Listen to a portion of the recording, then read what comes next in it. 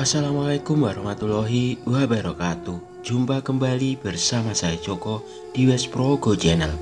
Untuk cerita kali ini akan melanjutkan cerita Rawa Iblis bagian terakhir. Sebelum ke cerita, jangan lupa subscribe channel ini dan nyalakan tanda notifikasi agar channel ini terus berkembang dan selalu update cerita dari saya.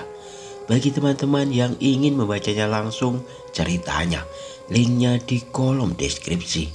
Langsung saja kita dengarkan ceritanya. Setelah mendapatkan perawatan intensif, luka mereka segera diobati dan diperban. Mereka semua tampak sedih. Mereka tidak menyangka bahwa Rendra mampu melakukan hal sekejam itu.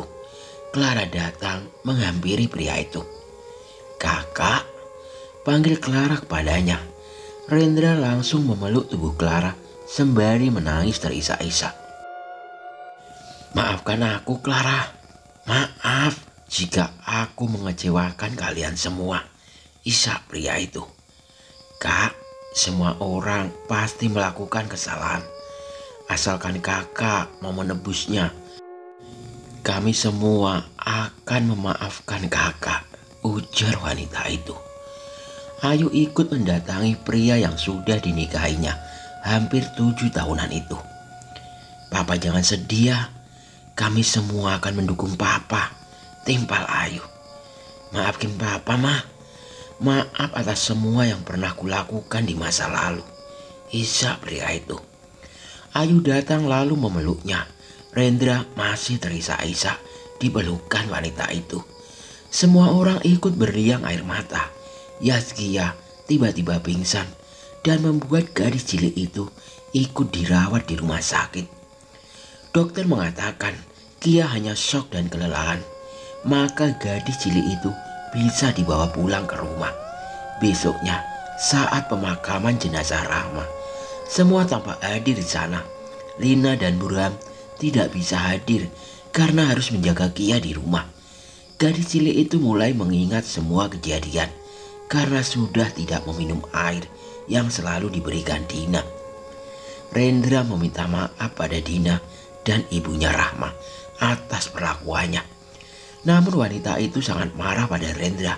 Ia memukul tubuh Rendra karena begitu tega melakukan semua itu pada anaknya.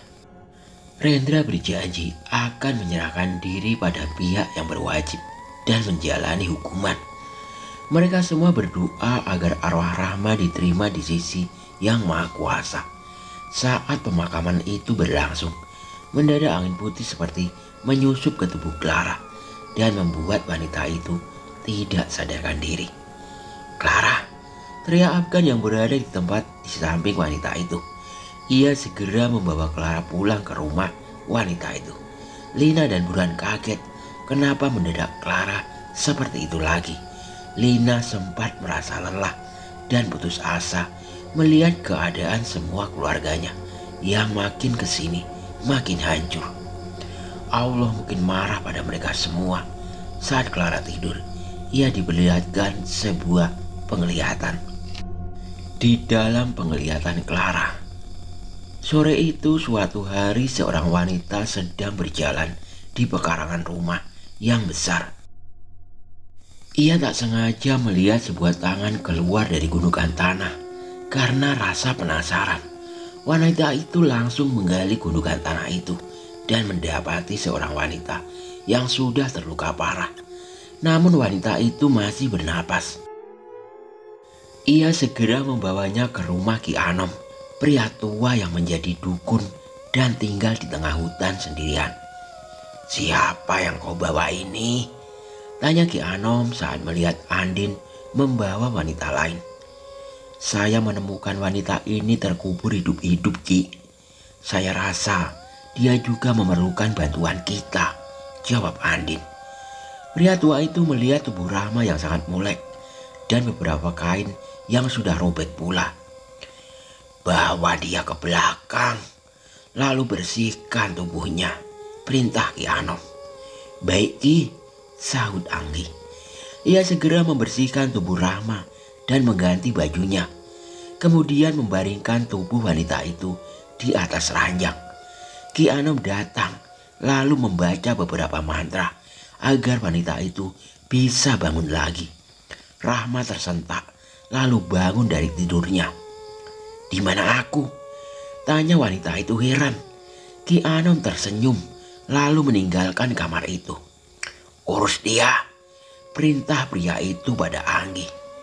Baik Ki," sahut Anggi. "Kamu siapa? Aku di mana ini?" ucap Rahma sampai kebingungan. "Namaku Anggi. Nama kamu siapa?" tanya wanita itu. "Aku Rahma," sahutnya. Anggi menjelaskan apa yang sebenarnya terjadi, bahwa ia menemukan Rahma terkubur hidup-hidup. Kemudian ia menjelaskan siapa Ki Anom yang membantunya tadi. Rahma malah memohon kepada pria tua itu untuk membalaskan dendamnya pada seseorang yang telah membuatnya menderita sampai seperti itu.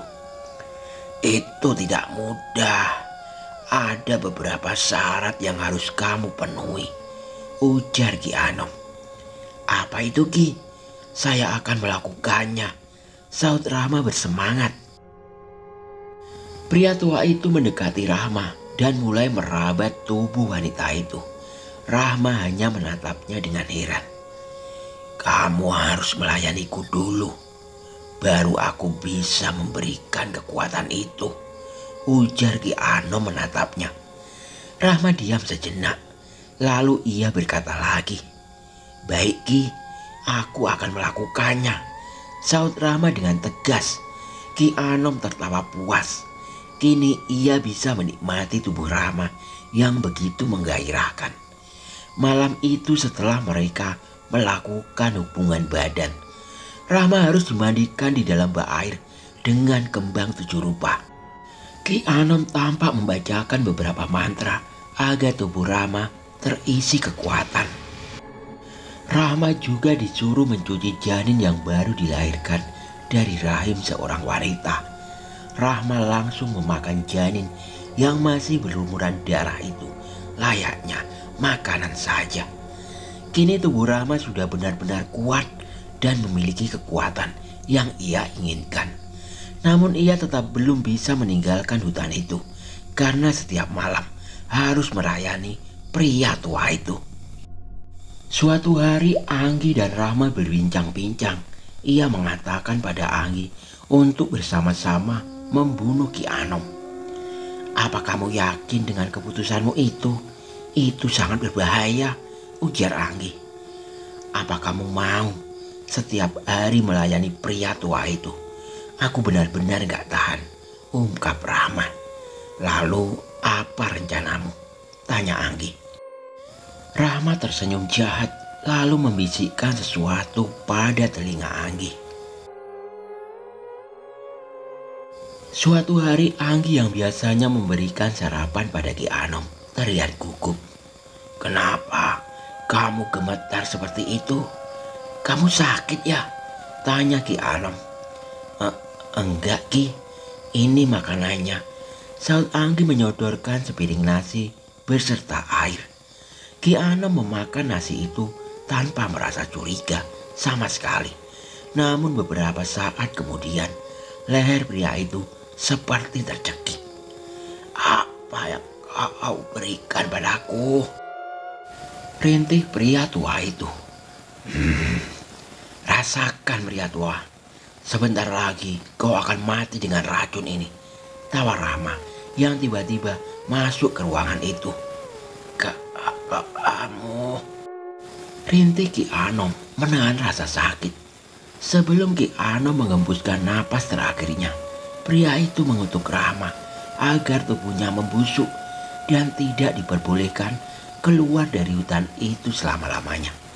Makanya sejak itu Rahma hanya bisa membunuh seseorang yang melewati lorong penghubung antara dunia manusia dan dunia alam gaib yang ia tinggali selama ini.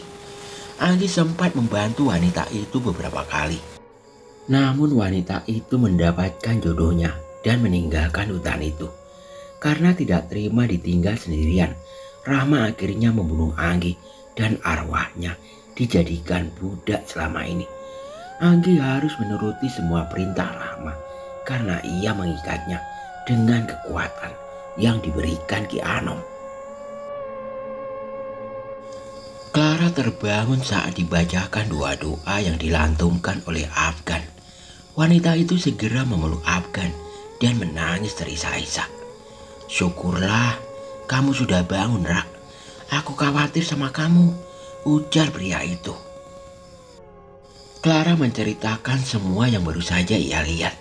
Itu adalah masa lalu Rahma. Mengapa wanita itu bisa menjadi sejahat itu? "Clara, syukurlah kamu tidak apa-apa sayang." Isak Lina lalu memeluk tubuh anaknya itu. "Bisa kita bicara sebentar, Afgan?" pinta Burhan. Mereka berdua terlihat berbicara. "Terima kasih karena sudah membantu Clara selama ini. Tapi Om bingung, hubungan apa yang kalian berdua miliki?" tanya Burhan. Iya Om, itu sudah menjadi kewajiban saya.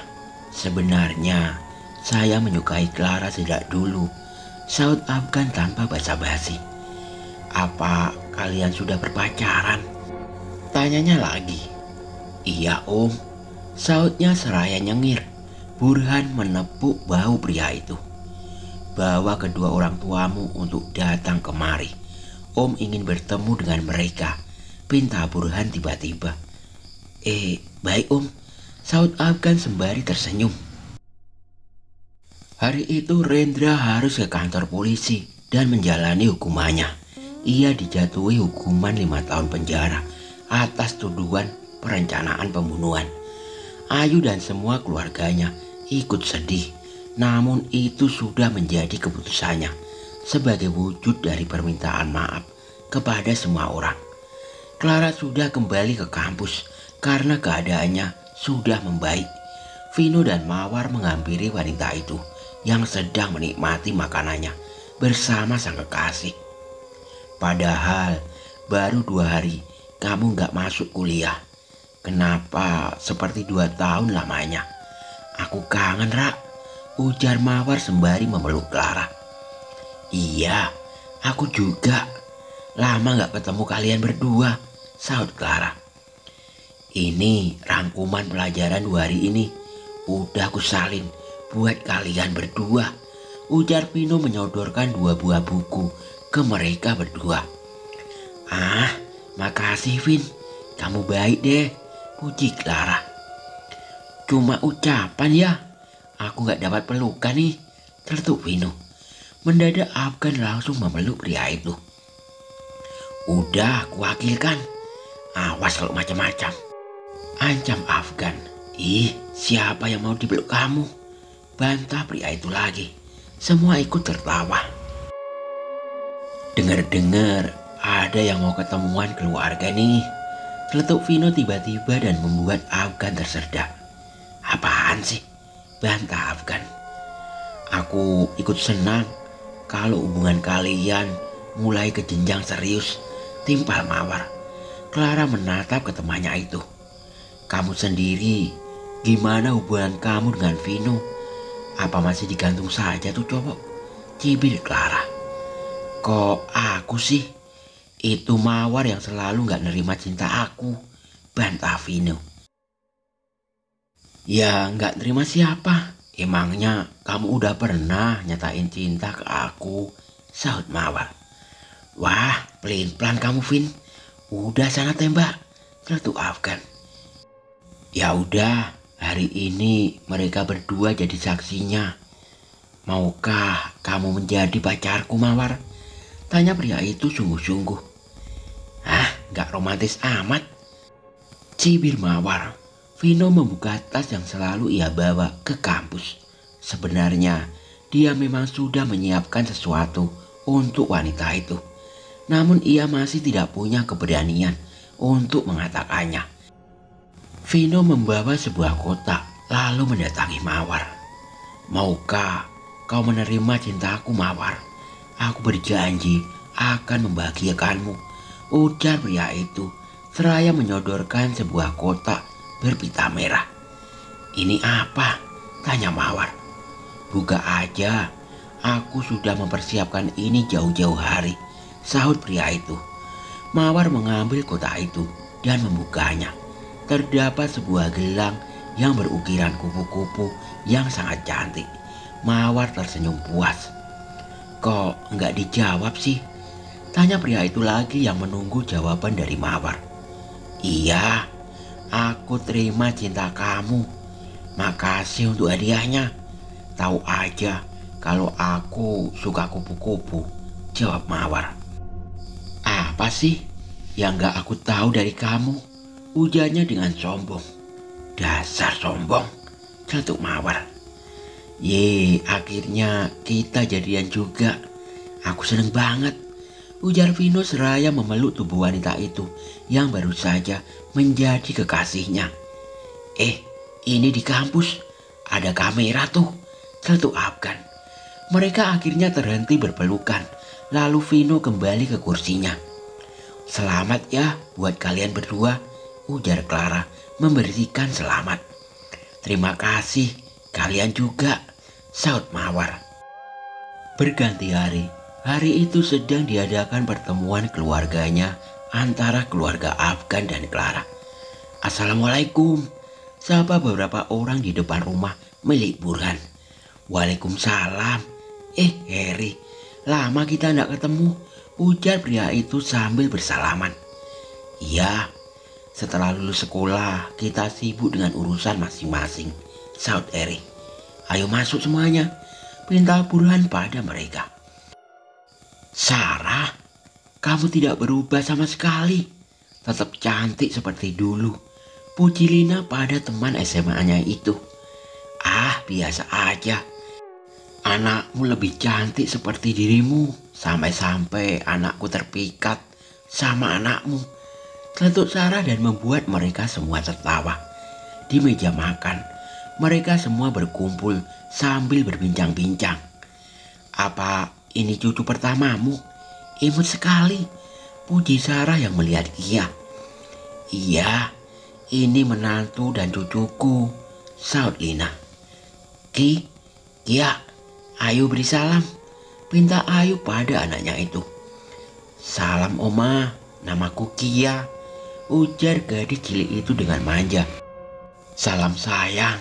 Oh cantiknya, kapan aku punya cucu cantik seperti ini?" gumam wanita itu lalu menatap Afgan. Afgan tahu arti dari tatapan ibunya. "Mama gak usah khawatir. Setelah Afgan lulus kuliah dan punya penghasilan sendiri, Afgan janji bakal langsung nikahi Clara," ujar pria itu bersemangat. Clara terlihat malu-malu. "Kalau Om tahu kamu adalah anaknya Harry, Om tidak perlu repot-repot menjauhkanmu dari Clara," timpal Burhan.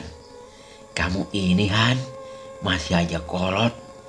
Generasi sekarang itu sudah berbeda dari kita. Biarkan mereka menjadi dirinya sendiri. Kita sebagai orang tua jangan terlalu ketat pada mereka," sahut Harry. "Iya, aku tahu itu. Makanya aku ngundang kalian datang untuk membicarakan masa depan mereka," ujar Burhan. Acara malam itu berlangsung dengan lancar. Berganti hari, terlihat 4 orang sedang berdiri menatap lautan. Ombak pantai itu berdesir dan menerpa kaki-kaki mereka. "Ah, aku lama gak ke pantai. Makasih kan, udah ngajak kita semua ke sini," ujar Mawar. "Ayo kita berenang sayang," pinta Vino sembari mengangkat tubuh kekasihnya itu, lalu membawanya ke dalam air. Clara tersenyum melihat tingkah mereka. Afgan merangkul tubuh kekasihnya dari belakang. Clara ikut membelai rambut pria itu. "Terima kasih karena sudah mencintaiku," gumam Clara. "Aku juga berterima kasih karena kamu mau menerima cintaku," sahut Afgan yang masih bermanja-manja di pelukan wanita itu. Matahari mulai tenggelam dan membuat langit sedikit gelap. Mereka berdua saling bertatapan. Kemudian Afgan mengecup bibir kekasihnya dengan mesra. Clara ikut menarik leher Afgan dan mencium balik. Pria itu memeluk tubuh Clara dengan erat. Kini mereka hidup berbahagia dengan semua kisah-kisah yang pernah terukir selama ini. Oke, sampai di sini dulu cerita dari saya. Nantikan cerita baru lainnya. Wassalamualaikum warahmatullahi wabarakatuh.